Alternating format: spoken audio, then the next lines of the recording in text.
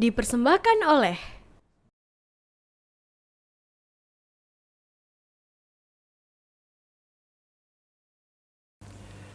Bismillahirrahmanirrahim. Assalamualaikum warahmatullahi wabarakatuh. Waalaikumsalam. Alhamdulillah hamdan katsiran kama amar. Asyhadu an la ilaha illallah wa asyhadu anna Muhammadar Rasulullah sallallahu alaihi wasallam. Apa kabar pemirsa TVmu dimanapun Anda berada? Semoga senantiasa dalam limpahan kesehatan dan keberkahan dari Allah Ta'ala. Dan tentunya semoga senantiasa diberikan kelancaran dalam segala aktivitas dan dimudahkan segala urusannya insya Allah. Alhamdulillah kembali hadir bersama saya Isa Marsha dalam program Resep Ilahi. Ikhtiar meraih sehat walafiat, sehat fisik, sehat psikologis, sehat sosial, dan sehat spiritual. Dan pemirsa, kembali hadir Resep Ilahi tentunya dengan Dr. Sukumian Rusli yang telah hadir bersama saya pada kesempatan kali ini. Langsung saja kita sapa pemirsa. Assalamualaikum dokter. Waalaikumsalam. Apa kabar dok? Insya Allah baik. Baik, alhamdulillah. Dan pemirsa, dalam Resep Ilahi kali ini kita akan bahas berpuasa menurut tuntunan. Tentu kita akan berbicara banyak tentang puasa, bagaimana tuntunan yang dihadirkan, dan tentunya kita bicara tentang kiat-kiat dan resep ilahi di dalam ibadah berpuasa tentunya. Dan langsung saja mengawali diskusi kita dalam Resep Ilahi, langsung saja kita persilakan kepada Dr. Sukumian Rusli untuk menghadirkan berpuasa menurut tuntunan, dok. Seperti apa nih, dok? Silakan. Terima kasih, Ihsan. Assalamualaikum warahmatullahi wabarakatuh. Waalaikumsalam. Pemirsa TVmu yang kami hormati, kita akan membahas masalah puasa. Kayaknya kita semua sudah tahu berpuasa. Puasa atau siam atau saum itu adalah salah satu ibadah yang harus dilaksanakan oleh umat muslim. Bukan main pelaksanaan berpuasa. 1 bulan dalam 1 tahun, berarti 1/12. Kalau setelah pubertas, ya misalkan 60 tahun sudah pubertas, berarti 1/12 dari 60 tahun harus berpuasa. Harus berpuasa. Berarti totalnya 5 tahun berpuasa. Bukan main. Dalam ilmu kedokteran, berpuasa sebenarnya adalah pengendalian pemikiran dan pengendalian fisiologis tubuh. Itu dalam ilmu kedokteran. Kedokteran. Ya. Pemikiran itu ada 3, Ihsan. Pemikiran kognitif, pemikiran afektif, dan pemikiran psikomotor. Nah, itu dikendalikan. Karena salah satu musuh berpikir itu ada. Namanya hawa nafsu. Itulah yang membatalkan puasa. Nah, sekarang berpuasa berarti mengandung makna di samping untuk pengendalian juga sebenarnya pelatihan. Pelatihan. Ya, dilatih pemikiran supaya tetap di jalur benar, dilatih fisik supaya ampuh, kuat. Nah, itu yang kata Ihsan tadi. Betul. Ya, sehat walafiat, sehat fisik, sehat psikologi, sehat sosial dan sehat spiritual. Itulah berpuasa. Di berpuasa mulai dari terbit fajar sampai terbenam matahari itu rata-rata 13 sampai 14 jam. Untuk Indonesia, dok, ya? Ya, 13 sampai 14 jam itu tidak ada asupan. Tidak ada makanan, tidak ada minuman. Semua keinginan terbatas. Di sana ada pengendalian tadi, dok, ya? Ya, itulah makna dari pengendalian tadi. Nah, kalau tidak berpuasa, nah ini lagi peraturan satu lagi ini. Harus diganti. Betul. Diganti namanya qadha. Dia lain waktu. Tidak bisa juga mengqadha diganti lagi, dibayar fidyah. Okay. Ya, memberi orang yang tidak mampu 1 hari makan.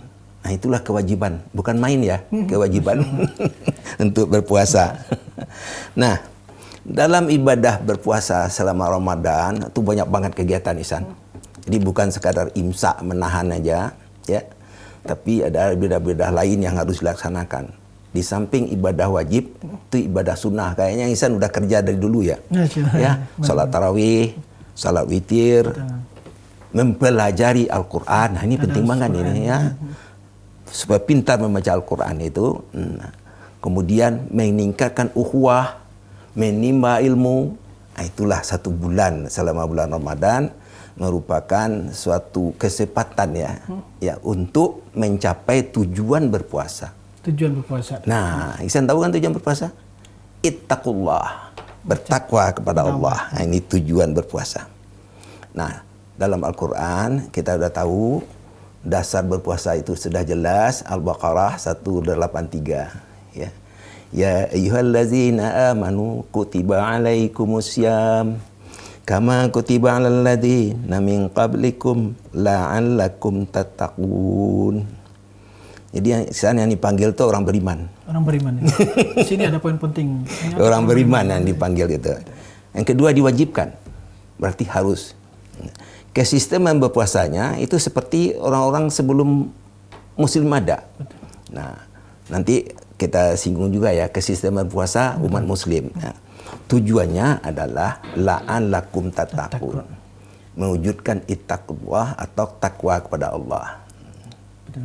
Poin ketakwaan ini menjadi poin penting, Dok, karena memang ini menjadi tujuan akhir dari berpuasa ya. Iya. Ketakwaan. Seperti apa ketakwaan itu, Dok? Yang penting. Jadi tujuan pelatihan, tujuan pengendalian, kita harus takwa kepada Allah. Takwa ini maknanya sangat tinggi ini.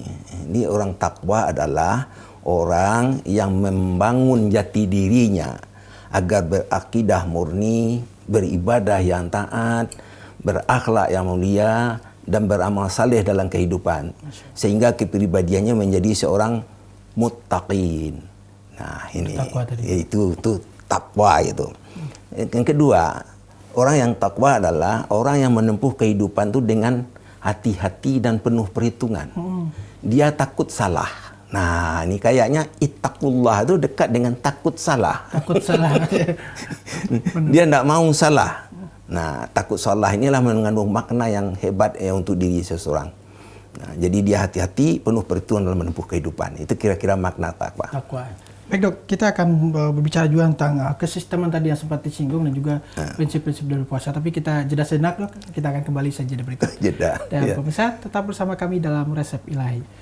Alhamdulillah pemirsa, Anda masih bersama kami dalam Resep Ilahi, ikhtiar meraih sehat walafiat, sehat fisik, sehat psikologis, sehat sosial, dan sehat spiritual. Dan masih bersama Dr. Sukriman Nusli. Dok, tadi kita sudah membahas tentang berpuasa menurut tuntunan, ada poin ketakwaan, poin beriman, berbicara tentang ikhtiar kita dalam berpuasa. Dalam konteks prinsip pelaksanaan puasa seperti apa nih, Dok? Ya, terima kasih banyak Ihsan. Kita nyampaikan dari sudut pandang ilmu kedokteran ya. Baik. Jadi prinsip berpuasa kalau dikaji menurut ilmu kedokteran, ya dasarnya memang pengendalian dan pelatihan. Nah, apa yang dikendalikan, apa yang dilatih, itu ada dua aspek besar. Satu adalah aspek pemikiran.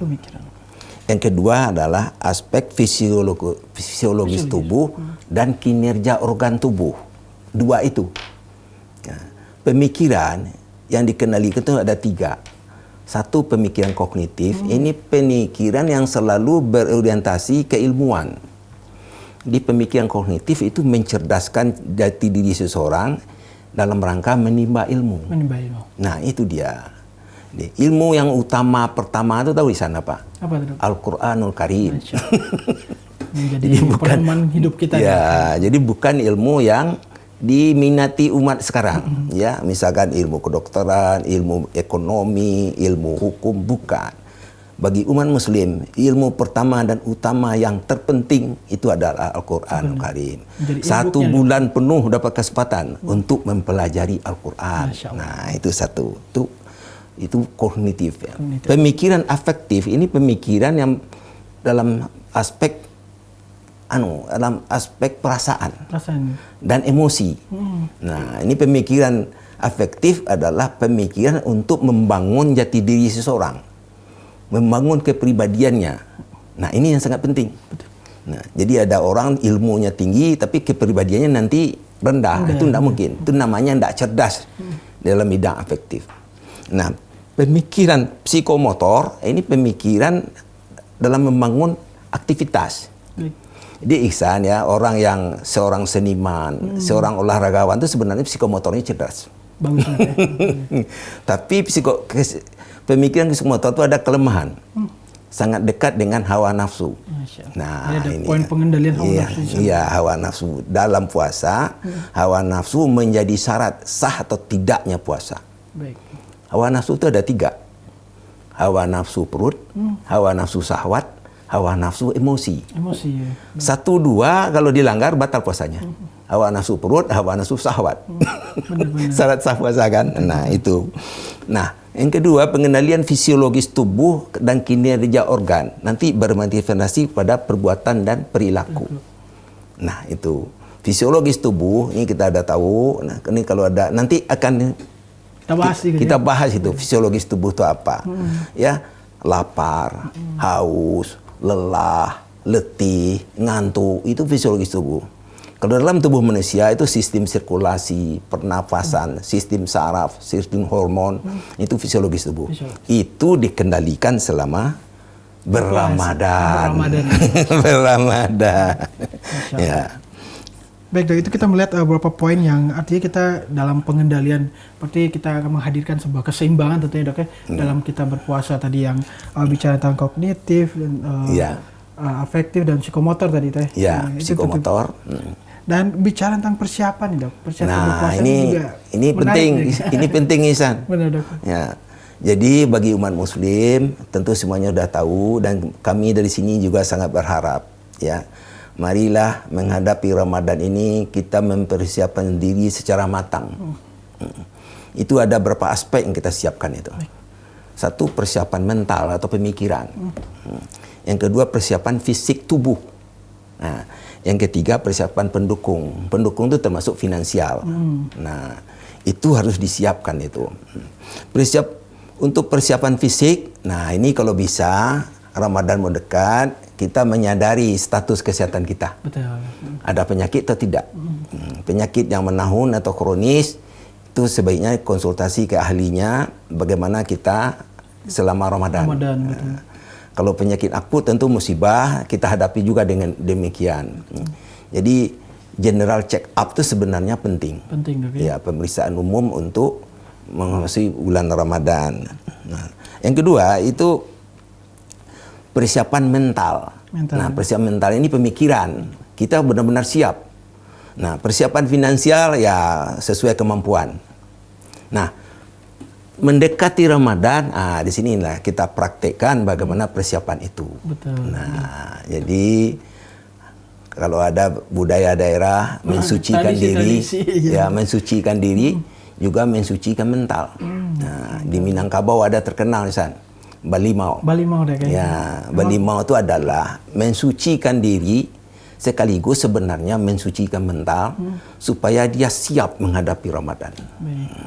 Balimau itu artinya mandi dengan limau. Limau itu jeruk nipis.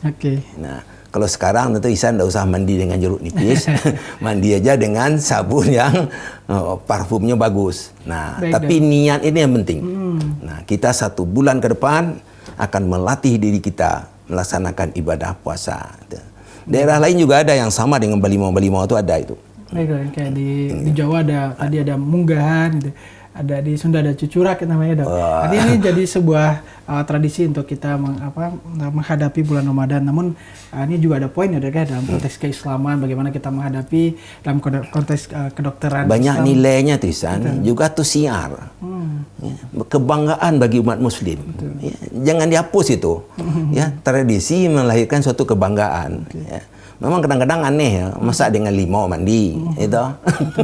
Benar, karena poinnya ini jelas, Dok, kayak maksudnya kayak tradisi-tradisi seperti itu kita harus batasi, ini bukan bagian dari ibadah, ini lebih kepada ikhtiar kita menyambut bulan suci Ramadan ya, Dok. Iya. Ya, itulah. Jadi nanti konsep toharah, mensucikan diri, mensucikan mental, itu memang harus dilaksanakan sebaik mungkin. Ada 4 toharah Ihsan. Ya, bersih dari segala kotoran, suci dari segala najis dan hadas, ya, steril dari segala mikroorganisme infeksius. Ada yang keempat ini, ya, taubat dari segala dosa. Itu yang paling penting ya, Dok. Jadi 4 prinsip taharah dalam bagi umat muslim. Baik, baik, Dok, terima kasih. Ini merupakan salah satu poin-poin penting tentunya. Ada prinsip-prinsip berpuasa dan persiapan menghadapi puasa. Karena kita tahu Ramadan dan juga ibadah puasa menjadi salah satu ibadah kita untuk meraup pahala sebesar-besarnya tentunya. Dan pemirsa tetap bersama kami dalam Resep Ilahi dan kami akan kembali usai jeda berikut. Pemirsa, terima kasih Anda masih bersama kami dalam Resep Ilahi dan tentunya masih bersama Dr. Sokiman Rusli dengan tema kita berpuasa menurut tuntunan. Tadi kita sudah bicara tentang bagaimana prinsip-prinsip berpuasa dan persiapan menghadapi puasa. Begitu banyak tentunya poin-poin yang dihadirkan bicara tentang persiapan berpuasa. Dan sekarang kita bicara tentang syarat dan pelaksanaan puasa nih, Dok. Ini mungkin banyak catatan dan poin-poin penting yang perlu kita share ke pemirsa TV Murid. Silakan. Ya. Terima kasih Hisan. Tiap ibadah itu ada syarat, ada ketentuan, ada dasar hukum. Memang demikian. Ya. Puasa juga demikian. Kita sudah tahu siapa yang berpuasa itu adalah orang yang beragama Islam. Itu pertama. Betul. Yang kedua, dia udah dewasa, udah lewat masa balik. Yang ketiga, sehat walafiat, mampu melaksanakan puasa. Nah, yang selanjutnya adalah akal pikirannya juga normal. Sehat ini. Sehat. Jadi, tapi sebaliknya Ihsan, orang yang sakit sosial, sakit spiritual, itu harus puasa. Harus puasa. Itu menjadi pengobatannya. Pengobatan untuk dia. Itu resep ilahi untuk dia. Nah, itulah syarat-syaratnya. Ya. Itu pelaksanaan kita sudah tahu, tadi sudah kita singgung ya. Betul. Sehari penuh, kira-kira 13-14 jam, ya. Kita mulai dengan berniat, ya tak? Kemudian imsak, menahan. Lama loh, 13-14 jam. Tahan. Semua keinginan-keinginan terbatas, dikendalikan. Ya. Ingin ngorok terus juga tidak bisa. Ya. Tidak boleh. Itu keinginan. Nah, nanti maghrib baru dibatalkan puasanya. Bagi kita istilahnya berbuka. Nah, itu malamnya tidak sedikit tuh aktivitas. Betul. Ya, berbuka, sholat maghrib, Isya. Setelah itu makan lagi. Makan 2 kali, Ihsan, makannya 2 kali. Nah, kemudian sholat isya disambung dengan ibadah sunnah, sholat sunnah, tadarus, mendalami Al-Quran, mentadabur Al-Quran, nah, dan menimba ilmu. Nah, ilmu apa saja? Yang penting untuk diri kita. Itu pelaksanaannya. Nah. Baik Dok, bicara tentang syarat dan pelaksanaan puasa, memang kita perlu menjelaskan sedikit Dok ya berkaitan dengan apakah nanti mekanisme sahur itu seperti apa. Kan kita resep-resepnya seperti apa sebenarnya Dok. Termasuk berbuka Dok. Iya. Dok, ya? Terima kasih Ihsan. Jadi 13-14 jam tidak ada asupan. Air pun nggak ada. Nggak ada. Nah, padahal air itu sangat penting. Betul. Nah, nggak ada itu ya, apalagi makanan ya tak. Nah, itu harus dikompensasi malamnya. Jadi waktu sahur itu kalau bisa bagi umat Muslim, hadis juga aja ya, sahur itu dilambatkan. Ya, udah mendekat fajar terbit. Nah, gitu sahur. Nah, dalam sahur asupan gizi harus halalan thayyiban. Dan ada syarat yang perlu kita perhatikan. Ini saran kita dari sudut ilmu gizi, ilmu kedokteran. Nah, makan sahur kalau bisa itu menunya tinggi protein. Tinggi protein. Ya, tinggi protein. Protein apa? Terutama daging. Daging itu 2 loh, ya. Daging putih, daging merah. Nah, daging putih, ya daging putih dipilih. Daging putih itu dari ikan dan burung atau ayam. Nah, itu daging merah tuh dari sapi, kambing, kerbau. Nah, itu harus tinggi itu. Kalau bisa juga mengkonsumsi susu. Telur boleh dibanyain. Tapi yang lain juga dilengkapin. Konsumsilah makanan secukupnya. Nah, itu sahur. Kalau berbuka agak berbeda, Hasan. Beda, Dok. Ya, berbuka, membatalkan berbuka itu ada syarat dalam ilmu gizi itu. Harus menu makanan yang cair ya. Cair, banyak air, ya. Manis. Berarti tinggi karbohidrat sederhana. Arti makanan berbuka itu adalah yang mudah dicerna, cepat dicerna, cepat diambil tubuh. Nah, itu berbuka sebelum sholat maghrib. Nah, jadi Ihsan nanti kalau puasa, habis sholat maghrib baru makan yang benar. Nah, karena memang kalau seperti berbuka kita tradisi Dok ya, ada banyak varian. Kalau sekarang kita berbuka udah nyari kolak, nyari macam-macam Dok ini. Ya, boleh. Prinsipnya yang tadi. Betul. Ya, banyak air, manis, tinggi kalori juga dan tinggi protein juga. Nah, itu waktu berbuka. Memang terkenal kolak ya. Kolak. Kurma ya. Nah, kurma ini sudah mentradisi benar bagi masyarakat kita. karena itu ada dalam tuntunan agama kita. Kurma itu ya dari Arab sana kan, sampai sekarang dari Arab juga ya. Nah itulah dia. Nah memang kurma dianalisis secara ilmu gizi itu tinggi zat gula, tinggi juga vitamin dan tinggi mineral. Jadi penting kurma itu. Termasuk air putih kalau misalnya tidak ada. Nah jadi kebijakan, kalau tidak salah ada hadis ya. Kalau kurma nggak ada, minumlah air putih. Nah itu. Air putih ini istilah sebenarnya air murni itu. Air ya murni, air itu ada syaratnya. Ya, dalam bahasa kedokteran air itu disebut aqua. Kalau air murni aqua dest. Ya, air yang dimurnikan aqua destillata. Nah, jadi untuk tindakan medik tuh airnya aqua destillata. Nah, itu air itu sangat penting ya untuk tubuh. Nah, air adalah salah satu komponen gizi. Ada 6 ya gizi manusia itu. Karbohidrat, protein, lemak, vitamin, mineral dan air. Menjadi paling penting ya dok ya. Salah satu instrumen penting tentunya. Baik dok, terakhir dok, bicara tentang tadi kita bicara syarat dan pesanan dan hal-hal yang membatalkan puasa nih dok. Perbuatan dan kondisi yang membatalkan puasa. Itu kayaknya umat kita sudah tahu ya, sudah ngerti ya. Jangan dilanggar itu ya. Al-jawf itu jangan diisi. Al-jawf itu saluran cerna yang menjadi syarat sahnya puasa. Jadi bukan makanan minum saja. Sesuatu yang tidak makan minuman itu masuk al-jawf, dilarang juga, dilarang ya. Tentu yang lain udah tahu ya, muntah disengaja, hubungan suami istri ya, itu keluar darah perempuan ya, haid ya, haid. Dan atau sakit ya, kejangkitan penyakit gila atau mabuk di tengah hari itu batal puasanya. Nah tadi tidak udah sebut kalau puasa batal harus diqadha, tidak bisa qadha harus difidyah. Nah itulah syarat kita berpuasa. Nah mudah-mudahan besok ini Ihsan kita bisa melaksanakan puasa dengan sempurna sehingga mendatangkan manfaat untuk kita semua. Baik, insya Allah dok, ini jadi poin terakhir kita. Dan terakhir dok, ini kan bicara berpuasa sebagai tuntunan. Tentunya kita ada sedikit pesan untuk pemirsa TVmu untuk pelaksanaan puasa yang lebih sempurna tentunya dok, dengan ibadahnya, dengan bagaimana pengendalian itu dapat terlaksana dengan baik. Silakan dok. Ya, pemirsa TVmu yang kami hormati, ibadah puasa sebenarnya kebanggaan bagi kita. Orang agamanya berbeda, dia takut berpuasa. Mana tahan dia, tidak makan 13-14 jam. Tidak minum 13-14 jam. Bagi kita adalah kebanggaan. Karena puasa itu adalah melatih jati diri kita. Melatih pemikiran kita. Melatih fisiologis tubuh kita. Kinerja kita, organ kita. Sehingga kita mampu membangun kepribadian yang diridhoi oleh Allah SWT.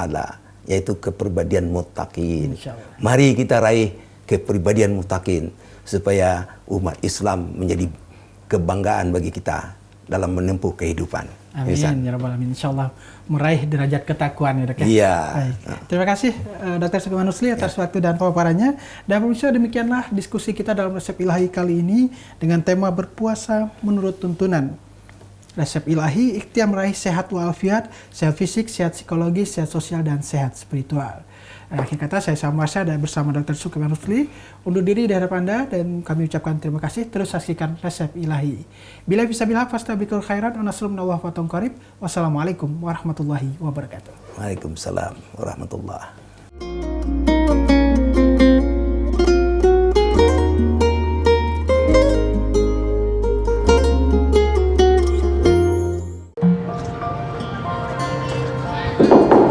Sibuk warawiri, tahu-tahu beduk udah bunyi. Aqua dulu. Bangun anak-anak, ayo bangun cepet sahur.